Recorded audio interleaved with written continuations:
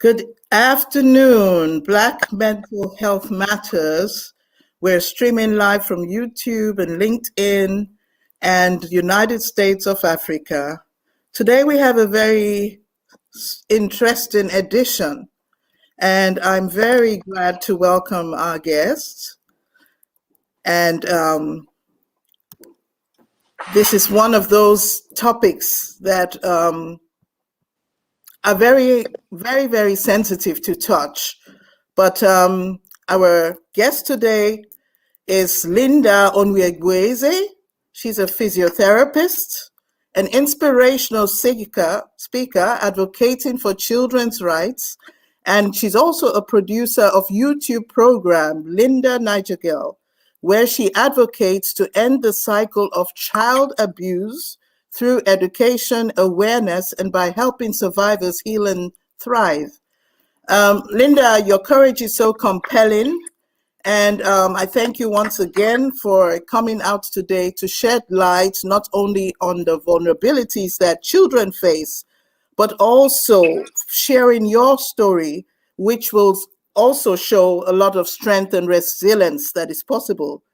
Can you please tell us what you do? Hi, my name is Linda. I'm 27 years old. I live in Germany currently. And as you already mentioned, I'm a physiotherapist. And actually, I also do YouTube. I'm actually really new on YouTube, so I'm just starting. And I shared my story on YouTube on the issue of trauma and child abuse, child molestation. And I did it because I wanted to inspire people. I wanted to share my testimony and give people hope that may feel alone. And yeah. Thank you, thank you. And I hope that this work which you're doing is going to really benefit countless of children and survivors, and inspire others to stand up for the children. You know, we need it. So let's break the stigma. Often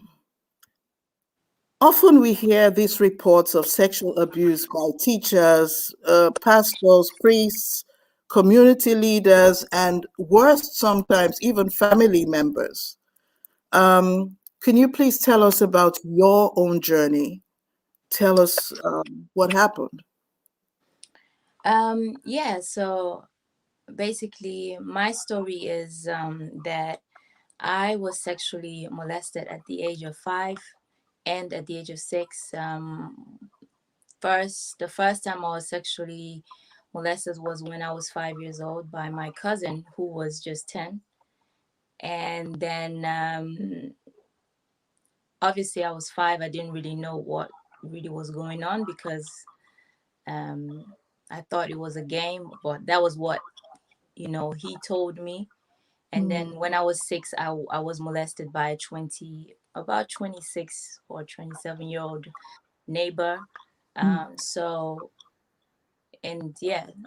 That's my story. And I have been, because I didn't really know what it was, and because I really didn't know the consequences and the damage it caused. For a long time I didn't speak about it, and even when I later understood what happened, the shame and the guilt didn't allow me to speak about it. And also I experienced I also shared it on my YouTube story, how I saw a pastor masturbating in front of little children, and he was inviting me to come and sit on his lap. And I said no. And he was inviting me with like candy, with biscuits. And so these are the experiences I've had. And I think it's very important to start talking about this topic, because it's very important to start educating our children on these topics, because that's the only way we can protect them. Keeping everything secret will not protect the children. And Mm-hmm. I think later we're going to talk on the strategies that I have, the wisdom that I've learned in how you can speak to little children, even as little as 3, on how to, be confident and protect themselves if scenarios like this happen. Hmm. Thank you. And while we were preparing and talking, you also mentioned um, how the culture also made such a situation worse. That children, you were raised to respect your elders, not to speak back, and all this was going on, and there were adults around, and they didn't notice anything, and you didn't feel safe enough to speak. Yeah. And yeah, so one of the experiences that I still remember very clear, and that also, shows on how the African culture is blaming the victim. This victim blaming is such a big problem. I have a big problem with that. And Mm. I remember even as a child where I was like about 7 years old, or yeah, 7 years old, and we were playing with, I was playing with the neighbors, and in the neighborhood I was hearing, screaming, and everyone was, we're hearing a girl scream, and everyone ran to that room to see what was going on in that room, and we all followed, everyone just gathered together and wanted to see what was going on in the room. And we saw a 40-year-old or 35-year-old uncle trying to rape a 13-year-old girl in front of everyone. We saw his clothes was he wasn't wearing his clothes. The Mm-hmm. belt was open, his trousers were open, and basically the reaction of the parents of this girl were they were hitting this girl. They were beating up the 13-year-old girl in front of everybody, and blaming her and telling her because it was because of what she was wearing. And Mm. that to me was also, because I was about 7, was also a validation for me to not even speak about what happened to me, Mm-hmm. because that was the time I was, I felt like it is something wrong with the girl, something wrong with Right, the victim, right, right. and I didn't see any consequences for the man who did that. And I think it's such a problem, because you are teaching the children that it is okay for a grown-up man to violate you, to molest you. And not only that, you're teaching them that it is their fault. And I think that is a big problem, and we need to start facing it, because that is like extra salt on the injury. You're making the pain even worse. And A this is one of the reversal. reasons why Mm. even relationships with parents is very hard. Like, children grow up to have resentment towards their parents, and their parents are not willing to understand why. They're not willing to humble themselves and listen. And yeah, it's always about, what are people going to think of me? The parents are making it about them. Mm. What are people going to think about me? It's just ridiculous. I think there is a lack of empathy. There is a lack of um, you know, there is a lack of communication. There is a lack of, just trying to talk to the child, trying to, listen to your child. How is my child doing? And I think that is what is missing in African culture. Rather than We that, have to learn to listen as parents, yeah, as mothers especially. yeah. And I think that is a big issue, yeah, in our Yeah. culture. And what you mentioned, and I think this sort of thing, what you mentioned, we have it also here in Germany. Women get raped and they say her skirt was too short. Yeah, Um, that's the same type of mentality, the same type of perpetuator victim reversal. yeah. Um, It's everywhere. it's everywhere. And just to put it in context, here in Germany alone, statistics say that 3 in 4 women are victims of sexual harassment or violence, and 1 in 8 children are victims of sexual abuse.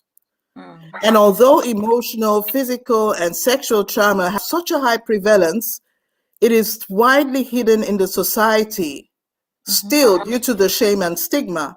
So actually, if we really think about what these statistics mean, it means that many people we know and interact with on a daily Yes. basis Yes. are actually dealing with the ongoing effects Yes. of past and present trauma. Yes. But however, despite the large numbers of people affected, many of us don't think that the person we are meeting or speaking with may have this experience. And you also put it very, you put it in a very plastic way when you said you were a princess on the outside, but in the inside, what was happening? In the inside, let's just go back to what I said before, when I said, when a 5-year-old don't necessarily understand what sex is. How? Because there is no education. So I don't know what sex, I didn't know what sex was. I didn't know how important it was to protect my body. It's just something that I feel is so important to teach your child as early as 2, as the minute your child can talk. You teach your child your body is a secret, a place that is holy. It's a holy place. It's a holy temple. Nobody has the right to touch your private area. Nobody's allowed to touch your private area except mom washing you or cleaning you up. And if anybody does that, you have to tell mommy. It's not appropriate to show your body, or it's also not appropriate for anybody to show you their private area. It's private, it's secret, and it's precious. These are just little things that would have already helped me as a 5-year-old, 6-year-old to identify when these molestations were happening, to identify that it was a bad thing. But because there was no education, I didn't even know it was a bad thing. I didn't know that it wasn't normal.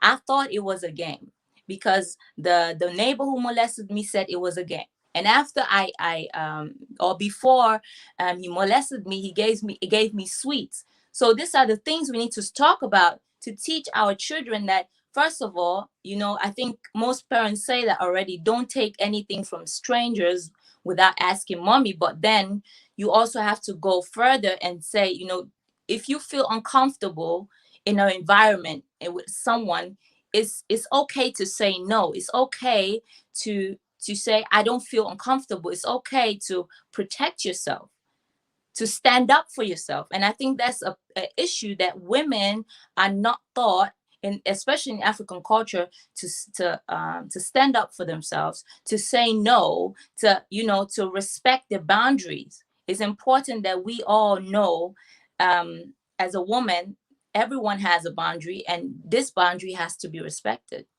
And as for me, personally, when I was this young, I didn't know what was happening to me.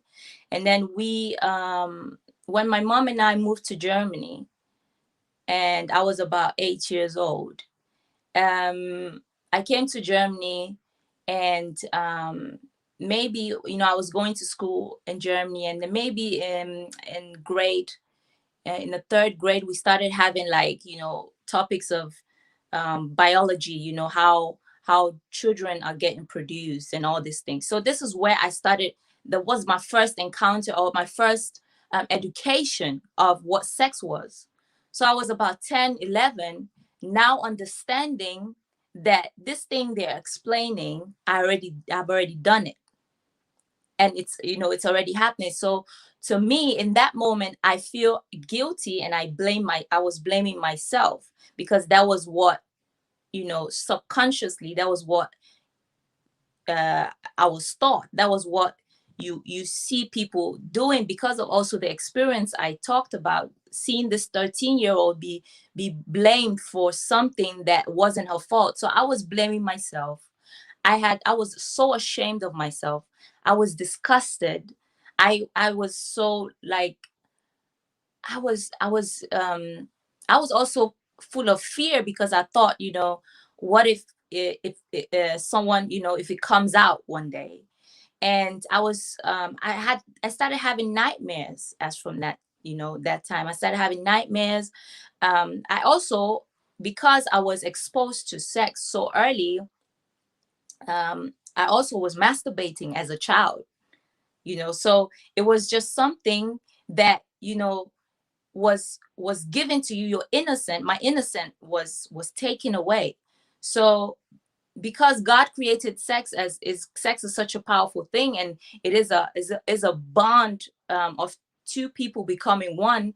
You also, certain desires and habits also got transferred to me, like masturbation, because as a 7-year-old, to be masturbating is not normal, or as a 6-year-old.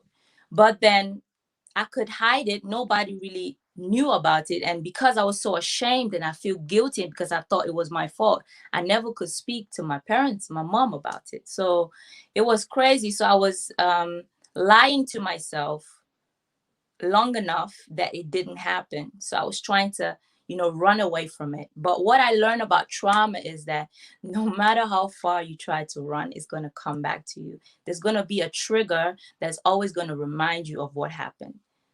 So yeah, that's what I can say.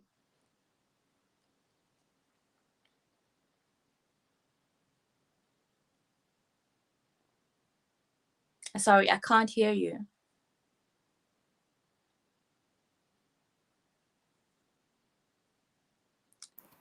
Can you hear me now? Yeah, I can hear you now. Okay. Yeah, I wonder and I ask myself how often this happens, that children are getting assaulted, violated, abused, and there's so many adults around. The mother is around and doesn't notice anything. Mm-hmm. So I just think to go through what the signs of child abuse are.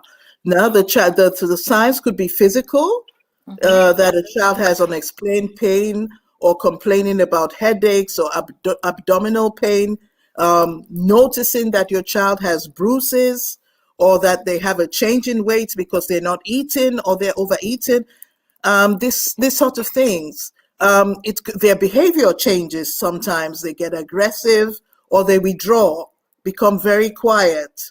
Mm-hmm. Um, might notice the performance in school, or you might notice the child starts to display sexualized behavior or Mm-hmm. harm herself or is no longer taking care of the personal hygiene.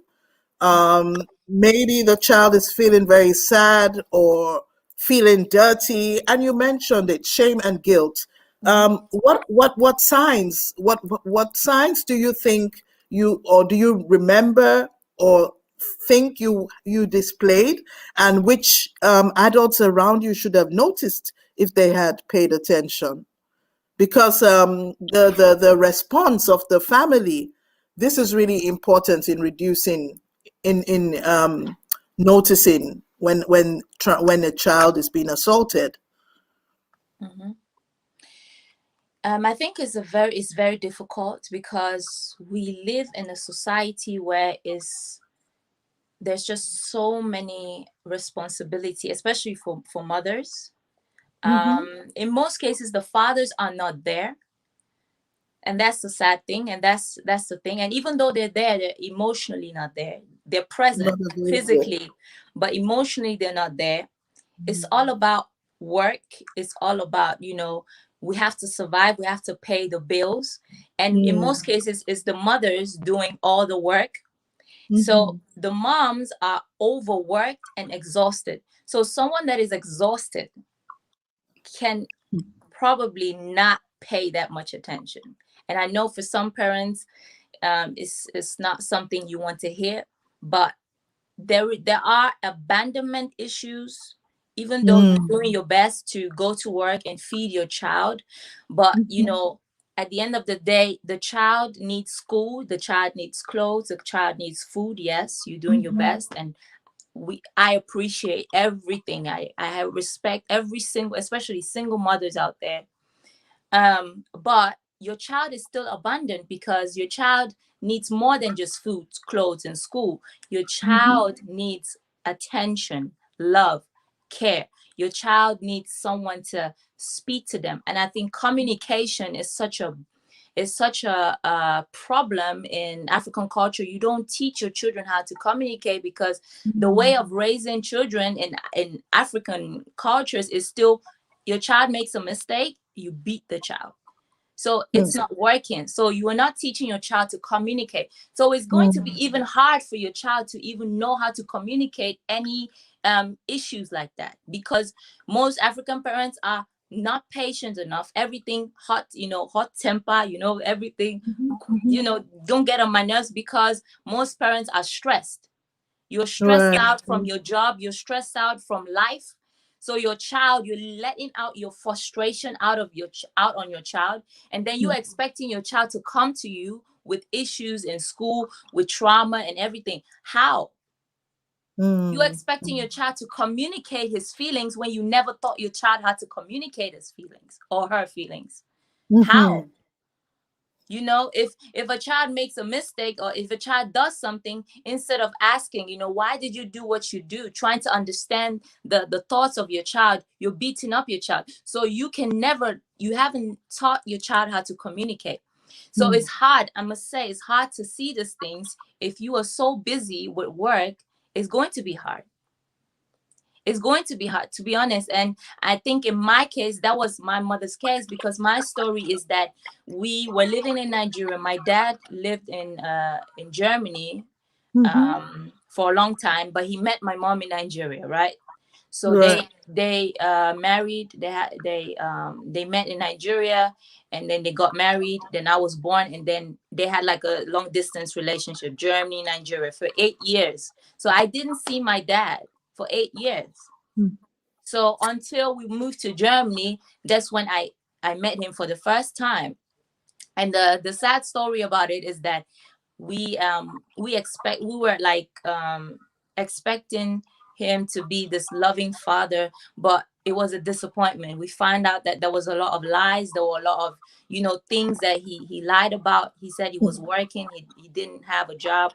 So we were stranded in this country here. He didn't care Wow. about us. He was violent. He was disrespectful towards my mom. So, and then later on, long story short, 2007, he left. He ran away, left us behind with his debts. So so now my mom is now in a country where she can't speak the language, where she doesn't understand the system, and now she has to raise me. So how is she going to know? How is she going to know any difference? How is she going to see the changes? Things are already hard for her. Things are already stressful. She has to deal with this husband that is breaking her heart, that is treating her badly. She has to deal with the disappointment of, she had an expectation of coming to Germany to live with her husband and have peace and have a better life, and everything just, the bubble just Wow. burst. So she's too focused on her stuff to see her child, and that's the reality. That's the reality of most parents, most families. The broken homes are so, is so much stress for mothers, for parents, that the children actually are overlooked, whether you like it or not. So it's very hard to really see this little signs that you mentioned. Yes. And even though parents see, they're just gonna see, okay, it's just it's just a headache, we're gonna get, they take care and do everything they can, but they will never think about these things, because our parents are also not educated on child abuse. And let me tell you, most of our parents have experienced child abuse, but they're hiding it. They But they don't have. even they don't even know how to articulate it. They don't know how to, there was no education on it. Hmm. So that's why. So if they don't have education on it, how are they going to educate us on it? Exactly. And And they mostly, our exactly. parents are even also ashamed to talk about it, because most African parents think you have to show yourself from your perfect side, which is, for until a certain age, the way you raise a toddler, a baby, is not the Mm, way you raise a teenage child. So most parents don't get that. You have to, you have to change. You have to be open to your child, because that's the only way you can connect with your child. If you show a little bit of, share a little bit of truth about your past, about your youth. right. But yeah, I think that's the biggest issue. So until parents humble themselves to say, you know what, maybe I might be wrong in some things. Maybe I am not a good parent because I didn't have good parents. Until Right. until parents humble themselves to realize this fact, there will never be change, because if you think you're the best, nobody will correct you and you will never change. And that's the issue. So children are suffering because parents are not humble enough to actually, learn and find, education. Education is such a big, headline. We need education in these topics. Our parents need education. All of us need education. And that's why we need to start talking about it, because that's the only way it's going to change. Right. Right. Right. Right. Thank you so much. Thank you so much for that. And the when we talk about childhood trauma, it's not only sexual assault or sexual abuse. In your case, you actually had multiple traumas. You came to Hmm. Germany Yeah. and had to go through the racism as a child. Can do you remember this period? What was it like? What were the things you were experiencing at that time? It was a lot. It was a lot for a 8-year-old child. But yeah, so I remember that I was so excited to meet, Mm, when you're in Africa, in Nigeria. Let's just say I'm Nigerian. So when I was in Nigeria, I had this picture of how Europe, how Germany was going to look like. This, almost science fiction fantasy of Europe, of being this perfect place where, everywhere is clean, everybody has money, everything is just perfect. Because most of the time, because of the way most adults view have, that's the imagination most adults in Nigeria had, was projected to me as a child, right? So I had this high expectation of Europe, of being this, perfect, place where everybody is rich, where everywhere, I was excited.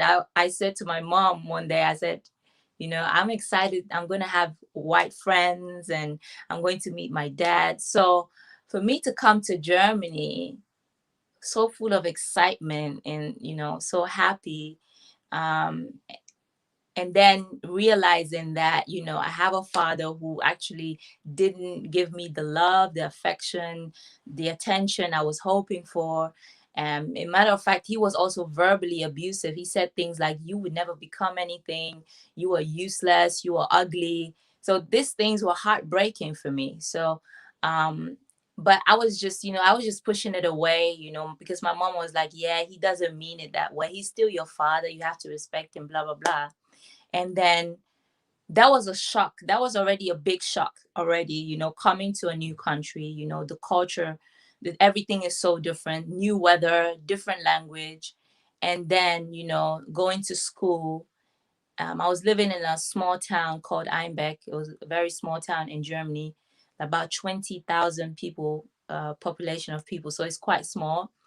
And I was going to school, and then, hearing words like, you nigger, geh zurück in dein Land, you look like a monkey. And then also I got threats, you know, I'm gonna kill you if you don't go back to your country. I was one day I was playing, and I wanted to play with this girls. And because I was always alone, I was very lonely because nobody wanted to play with me. teachers were underestimating me. Teachers said stuff like, yeah, you're from Africa, there's nothing much that you should know, or there's nothing much that's going to come out from someone from Africa. Like, this literally a teacher said to me. So I was 8 years old, I was 8 years old, and they put me in the first grade. And in Nigeria, when you're 4, you can already read, you can already write. In Germany, everything is later. So I think they start in Germany, most kids learn reading and writing at age 7, and I was already much advanced. So I was put in the first grade, and I was just like, it was just so boring to me, because they were learning how to write ABC, and I could do that already. So it was just so crazy. Everything was just so traumatic. Yeah, I remember this girl I was trying to play with, and then she broke my finger. My finger was broken. It was really violent. After school, I could always expect 2 or 3 people trying to beat me up. They spit on me, and it was just crazy. So to me, that was very sad. And then coming back home to a father who wasn't loving and caring, um, it made things even like worse, because I didn't feel welcome in school, but I also didn't feel welcome at home. So it was just so much stress. And I also felt at the age of like 9, 8, I felt like I needed to grow up faster. I had to grow up faster, because my mom kind of needed my help, because I learned the language in between 6 months. I was very fast with learning the language. So I was helping my mom, with some stuff she couldn't understand, because my dad wasn't doing much for us. So, but my mom was working. She's hardworking. She's always been trying her best to just provide, because my dad wasn't doing his work. So it was a lot. It was a lot. I felt lonely. I felt disappointed, but at the same time, I wasn't sure if I really wanted to go back to Nigeria, because I don't know, with the molestation. Yeah, later when I was like 10, I didn't want it to go back to Nigeria because of the whole thing. I started realizing what happened in Nigeria with the molestation. As I said, like, I felt guilty. I was disgusted. I didn't love myself. I was ashamed. So I couldn't go back to Nigeria either. Like, I didn't even feel like going back. So I was just numb. I was just in this place, and it was just too much. And there were still, like, good times as well, where I had one teacher who defended me out of many teachers. God still kind of had a way to bring me forward. But it was very tough. It was a lot. And also, I mentioned that I was still peeing in the bed. Like, I was 9, 10, even till I was 13. I was still wetting the bed. And it also is a symptom of stress, because I was so stressed with the whole bullying, with the whole abandonment issues I had from my father, with the whole things. I was keeping it inside, but then peeing was kind of the way I could release a little bit. It's a mental thing, but it's also a medical issue. But there are different reasons of why children still pee in the bed. Even adults still pee in the bed, but people also are ashamed to talk about this topic. It's a psychological thing, and it happens a lot. And parents often don't know. Like, if your child is still peeing in the bed, actually it's also a sign. You already mentioned, like, physical, signs. Peeing in the bed can also, I don't say just because your child pees in the bed that your child has been molested, but also can be an indicator of stress, of, emotional stress. Yeah. And also, because I had nightmares. So in my because of my nightmares, because I was scared, I also peed in the bed. So what do you do when you're scared? You pee. You pee in your pants, according to what people say. So you know you have to look at a lot of different aspects of this trauma. Like, I was really, because I couldn't talk about it and I couldn't go anywhere, I had to release it somehow. Yeah. And I came to this understanding much later in my 20s, when, I started receiving, I started going through my healing process. That's when I started, reflecting on these things and seeking knowledge about all these things. I can't hear you. I'm sorry.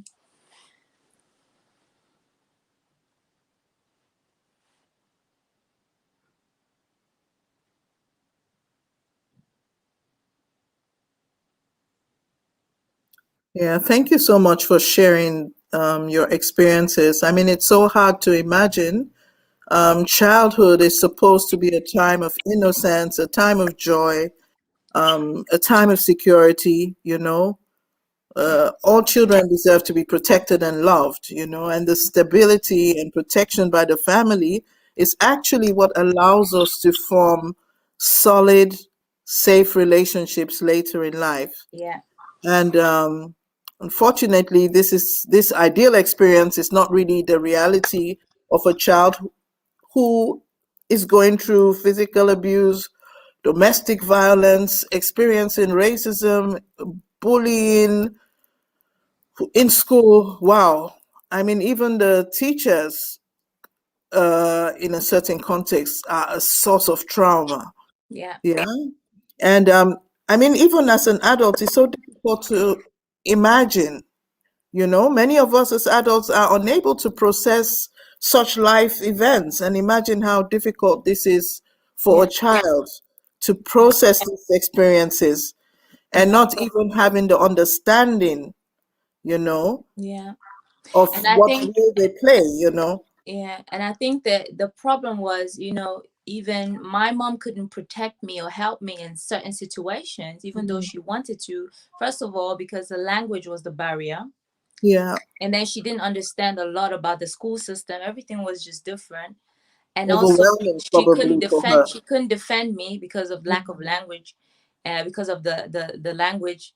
And then also, she comes from a complete different culture. That's why, like, I can never blame my mom, even my dad, for a lot of things, because they just come from a different, like, they come from some village, Ogwashuku, in Nigeria. So they were raised differently. They saw different things. So for them, it's Totally overwhelming. something even else. though Yeah. even though she could speak the language, it would still be overwhelming, because she had never experienced racism before.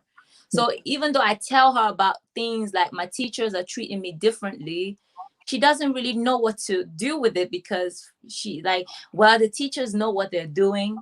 I don't think so. The teachers Yeah. know best. And I think also there's a issue with, you know um putting white people on such a pedestal. Oh, the white people, they know what they're doing.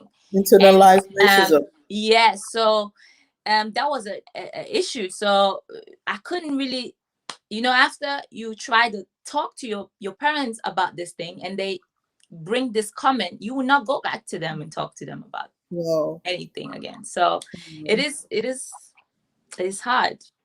It was hard, but God is good. I'm here today, stronger. So, yeah, thank you so much for being here. Um, I would, you know, there are so many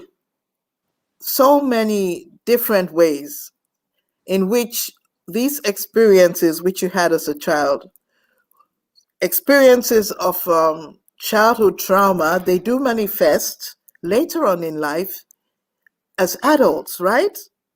Yeah, definitely. And so we were talking how exactly um, does this manifest in adults? What are just name a few common symptoms of trauma victims or survivors, and yeah, what kind of symptoms do adults exhibit? You know, that show signs of trauma. Oh, there's so many. So first of all, I forgot to mention that even at my youth, when I was about like 12, 13, I was having suicidal thoughts a lot Mhm. because of this bullying. And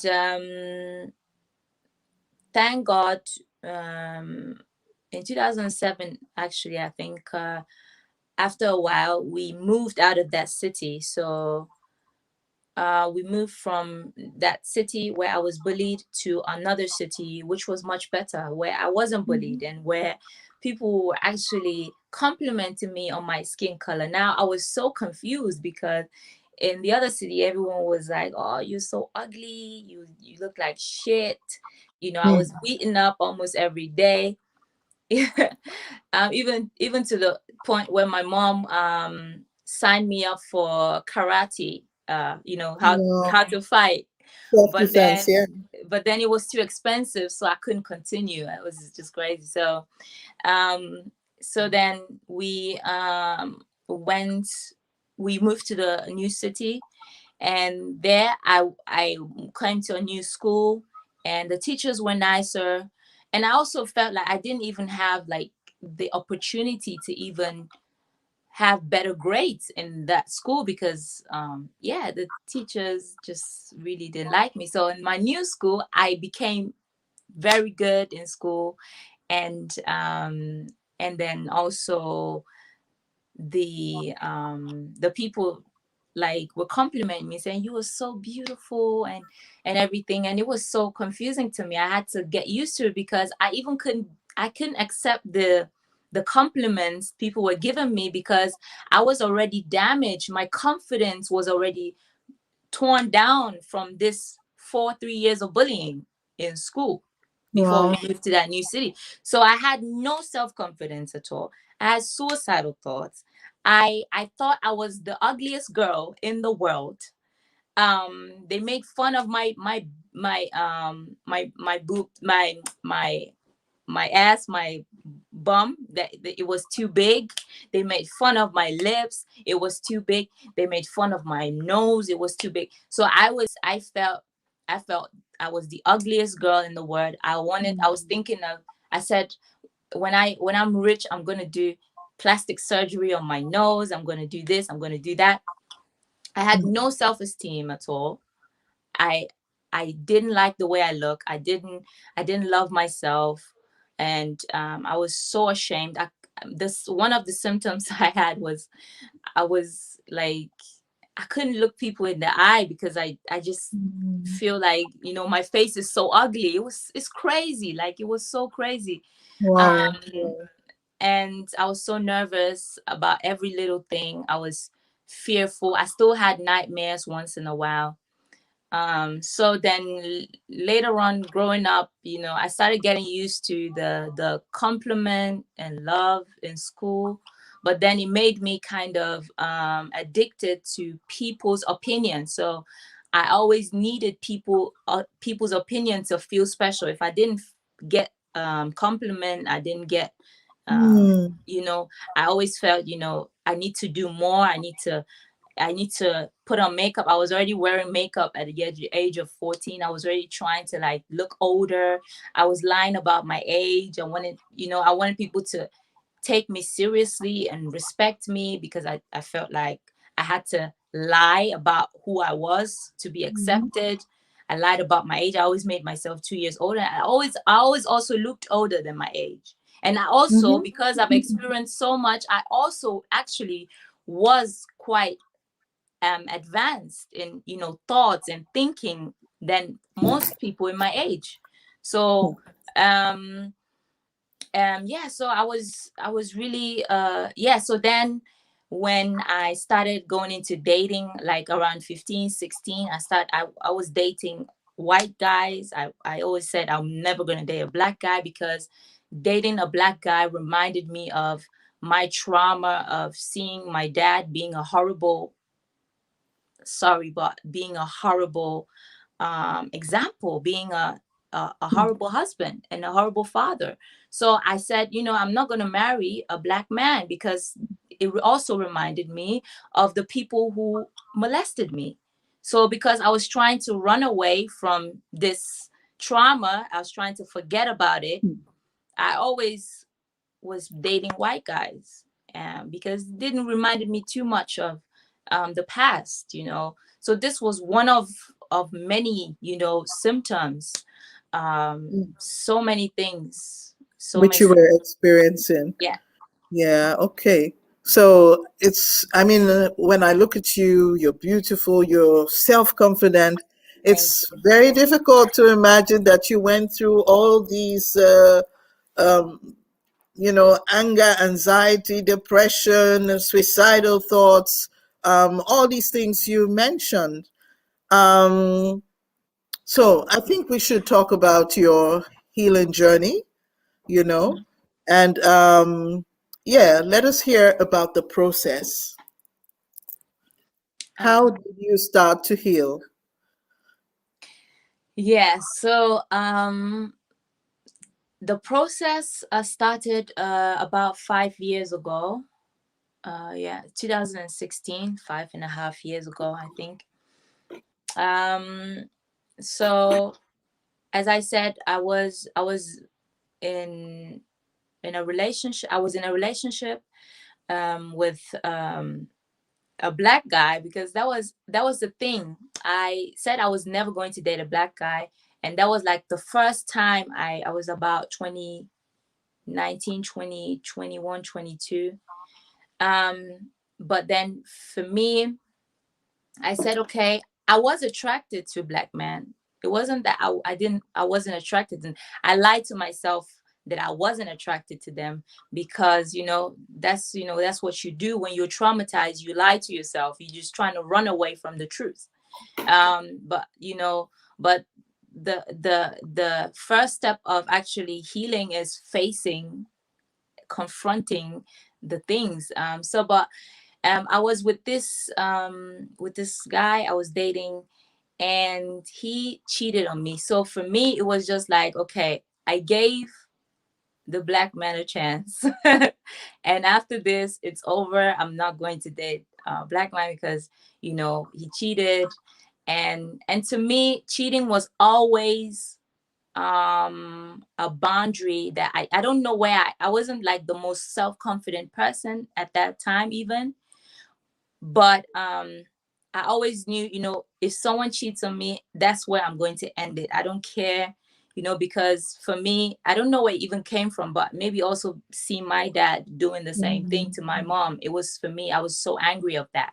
It just made me so angry. And I always said, I'm never going to allow a man to cheat on me. So when he cheated on me, I actually moved to Hamburg because of him. um, I wanted to move to Berlin to study, but then I decided to move to Hamburg to study. And I was so heartbroken and so disappointed at myself, because I felt like I allowed him, convince me to do something I wasn't even sure of doing, because I didn't want to move with any guy. I didn't want to live with him, but I did. So we lived for 3 months, and then I saw that he was cheating, and then I broke up. And now I was in a city alone, where I was kind of a little bit stranded, because I didn't know anybody. And but I still, made the decision that I wanted to finish my studies and continue. So that was where the healing journey started. So I was alone in the city, and this was a time where I had time to reflect. So this is when I was really reflecting for the first time, on my life, on my decisions. So because I was so angry, this guy cheated on me. I was so angry, like all men are the same, black men are trash, all these things. I was just so angry. And then one day I said, wait a minute, I can't constantly be blaming the guys. I chose these people. I chose him. So I have to look at myself now and ask myself why I'm making the decisions I'm making. And that's where the healing journey started. I started with being honest to myself that something wasn't normal, because I was attracted to this guy. I was with this guy that cheated on me, and he wasn't treating me with the respect and love that I deserved, but I still liked it. It was kind of an adventure. I kind of liked it. And I was asking myself, why do I like someone who treats me so badly? And then I dated a white guy before that for like almost like 3 years, and someone, a white guy who treated me with much more respect, and honored me and loved me, I was thinking of him like, this is not a real man. Like, he's just he's weak, you know? Okay, so you So had kind of developed a pattern of unhealthy relationships. unhealthy friendships, unhealthy, yes, definitely. So I started um reflecting on that, and then I realized that I really like this black guy because honestly, to be honest, he was reminding me of my father, the person I actually didn't never wanted to date. Mm-hmm. Someone I Something that I never wanted, because I always desired to have a beautiful marriage, a loving marriage, but I never saw a good example. I never saw a happy marriage. Mm-hmm. So Mm-hmm. for me, seeing my father, the way my father treated my mom was my normal. Yeah. So that is why, then that's where I started realizing, I started seeing this, comparing this relationship. And I was like, I actually liked the guy that was treating me badly more because that was my normal. That was what I knew as a child. I knew Yeah. nothing else. So the guy that was treating me with respect and love and honor, I didn't know that. So that was a bit suspicious to me, because I felt like, even I was even suspecting. I was like, why are you so nice to me? Like, something is wrong with you for loving me for who I am. So I started realizing that I was the problem. Something was wrong with my self-perception. Mm-hmm. So that's where everything started. And then I said, okay, but how can I change this? How can I, how can I change this craziness? And that's where, as I said to you, my faith comes in. That's where, in this whole process of reflection, Mm-hmm. I had an encounter with God. I got to know a different God than what I used to know back then, the punishing God, the ones that the pastors that steal your money and say, pay for this and you will get delivered by, but that's the wrong God. People, that was the wrong, the the wrong God they introduced me to. But the God that I experienced was wise, was loving, was kind, was giving me so much understanding that I never had before, because I never went to any therapist. I never went to any counseling session. It was Yes, you the did say that. understanding, the understanding that I have now about the things that happened to me. The revelations came from actually getting to know God, and God wanted to heal me because, yeah, I was really broken, and I looked good on the outside, and I was actually doing well because, I was performing well in school. I was performing, doing my studies and everything. So these were things that were distracting me from a lot of trauma. But distraction, no matter how much you try to distract yourself, trauma will come back. You We'll have catch to up with face it. you. It will catch up It with will you. catch up, definitely. Yes, So I this think was when that. I started to face the trauma, and it was painful. And that's what I want to say. Like, the healing process is, sometimes, no, the healing process is more painful than just you getting by and you just being distracted and trying to do your normal life. The Right. healing process is painful because now you are remembering all the pain, and all you're going through, all the pain, all the molestation, you're going through it again. You're going through the whole thing again. The bullying, it's so painful, it's so uncomfortable. But let me tell you, it is worth it, because this pain is not going to last long. It's just a medicine. Medicine is Right. uncomfortable, it's bitter, but when you take it, you're going to feel better. So that was the healing process for me. And Yes, and it was needed. powerful, It was powerful, great.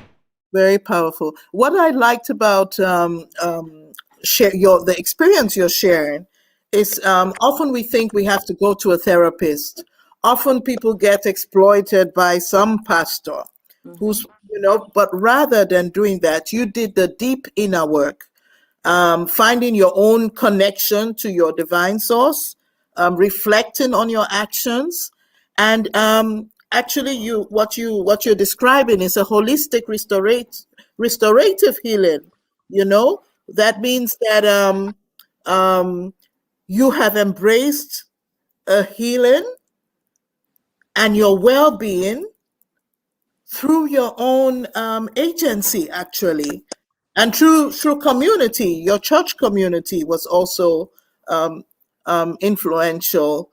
Yeah, I remember you were saying you had a turning point when a member of your a member of your congregation, I think it was, sharing his personal experience, Yeah. and then realizing that, wow, you're not alone, Yeah. and so there is power in this sort of community centered, collective centered um, support. It also gives a lot of strength when we shift from what happened to you, but to who are you? You Mm, started to discover who are you mm, and what is right for you. Yeah. yeah. Um, we have now roughly a few minutes, and I would like to read some of the comments we have. We have here. Stan Inkem says he loves what you're sharing. Thank you so much, Stan. Thank And you. we have here also um, Noel. Noel says, stay blessed, dear sisters. Most of the time, people miss the point that God's will is the only earthly and spiritual authority, to the extent that they ignore freedom responsibilities in their education and human rights parameters. However, we forgive to prolong love, peace, and prosperity. Thank you so much, Noel. We have now 3 minutes left. And I really do thank you so much for sharing these experiences. And I do hope that what you have shared is going to really inspire. Maybe before we go, I'd like to say something, you to say something. You're a physiotherapist. Mhm. And how do you how have you been able to connect physiotherapy with the work with trauma? Is there an association? Is there a Yeah. Yeah, definitely. Working as a physiotherapist is such a blessing because it also always makes me realize how blessed I am to be in a place mentally where I am today, because it's not normal, it's not a usual thing. And also I think my healing process really went quick, because I know people who walk with God for years and never really get the understanding and revelation and healing and everything that I already have. Mhm. And working with people and seeing, you know, all these different diseases and everything just reminds me also that the soul and the body are definitely connected. So I Mhm. have patients who have pain, and doctors cannot even, you know, say where this pain comes from and why it's there. So Right. and a lot of patients have issues of depression, you know. So I Right. notice a lot of patients who are depressed are often having issues of pain, and I have the privilege that you know, they feel very comfortable around me, and they open Mhm. up to me about, you know, their issues or their trauma. And also actually um, my patients inspired me to even start this YouTube channel to, you know, speak about the things I've been through, because I noticed that I could give hope by sharing my story with them face to face. And then from there, I said, you know, if I can, if I can, you know, inspire them and give them hope, and, you know, share my testimony with them, you know, why not share it, you know, with the world on YouTube? You know, God has given me so much boldness, and I'm really in a place where I'm not scared, anymore where I don't care about what people think about me. And so I just said, let me just do it, even though it's going to hurt some people. Even with my family, it was very uncomfortable, but it has to be done. It And has to be done. and It even though really people has don't to be. understand, it, I don't care, because it was something that God wanted me to do. And I Yeah. definitely see the response. I see, the way people respond to it. And It's empowering. It's yeah, empowering. it's empowering. We've Yeah. come to the end of the program. And I thank you so much for sharing this information, for taking the time, for coming out. Black Mental Health Matters. And I do hope we will invite you again. There are lots of things we talked about and which we haven't shared here, and so much more to learn from you. So thank you so very much, Sister Linda, You're and welcome. Black Mental Health Matters. Yeah. Thank you. Thank you. Thank you. Bye. Bye.